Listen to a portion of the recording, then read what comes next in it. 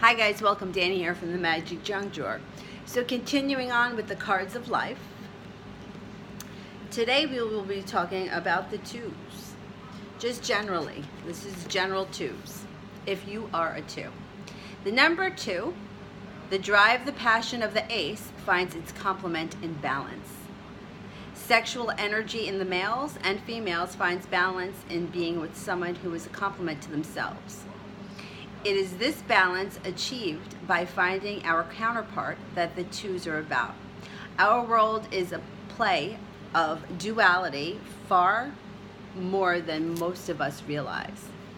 Everything in our life is really nothing more than a mishmash of opposites blended together in different amounts to create all the textures of color.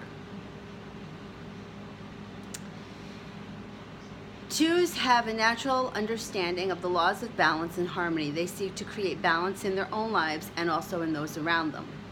They are forever seeking complement, such as the ace is seeking to create something new. It is a part of a successful relationship that the twos find satisfaction. If their relationships suffer, they usually suffer as well. They have a hard time separating themselves from their relationships. Many twos are accused of being afraid of being alone, but this is just one way of looking at it. We could just as easily say that the aces are afraid of balance and stasis, or they are afraid that they will not create anything new. Twos create relationships with others. They bond with us and they make us feel part of their lives. In the process, we feel accepted and wanted. We find we have a place in their life, in their home of sorts. Twos can be the very best at making us feel at ease and cared for. The twos make us feel smothered and manipulated as well sometimes. If a two person is not aware of their deep drive for completion with others, they may try to tell themselves the opposite and execute most of their actions subconsciously. On the surface, they may pretend to be aloof and uncaring. They may act as though they don't need anyone and that they would be just as happy alone as they would be with a partner.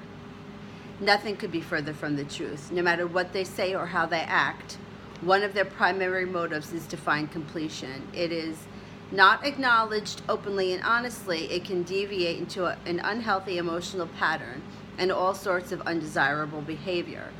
The twos are smart and they can create elaborate intellectual defenses against anyone who is trying to find out their true needs and motives. They can be the best and the worst arguers. The best arguers in their explanations and conclusions seem impenetrable. You may never win an argument with one of them. They are the worst arguers in that they deprive themselves of so much by building strong walls around themselves and alienating those around them. Many of them go to extremes in love, often alternating between long periods of having no one and then falling head over heels in love. When they do fall in love in this manner, it is usually with someone who does not deserve such love or someone who cannot return it. Their zeal and enthusiasm tries to make up for what their partner is lacking. Unfortunately, who their partner really is wins out in the end, and their high hopes fall far and fast. The pain of such lessons explains why many twos avoid love for such long periods of time. Humans will usually do more to avoid pain than they will ever do for pleasure. Intelligent and often physically beautiful, twos seem to have everything that one would want for happiness, but until they reach inside themselves to see and accept who they really are, their patterns of unhappiness will continue. Their eternal tug of war between being in a relationship and out of a relationship will continue. Their desperate need for friendship and affection, love and touching will go unfulfilled. The happy two is the one who accepts his or her needs for a complementary relationship and goes about creating it. Why not admit how important people in love are up front? Then they can accept this part of themselves and stop pretending to be something they are not, along with all the deviant behaviors that go along with it. In accepting, there comes some sort of freedom and peace. And as a special bonus, when they accept themselves just as who they are, they no longer are bound to be or act in a certain way. They are now free to choose to be one way or another. The conscious two understands and accepts their two-ness in a way that allows them freedom to manifest the way they like instead of being compelled into an addictive behavior pattern. They will find a union in a loving and conscious way. Okay, so if you are a two, that is generally what the twos are like.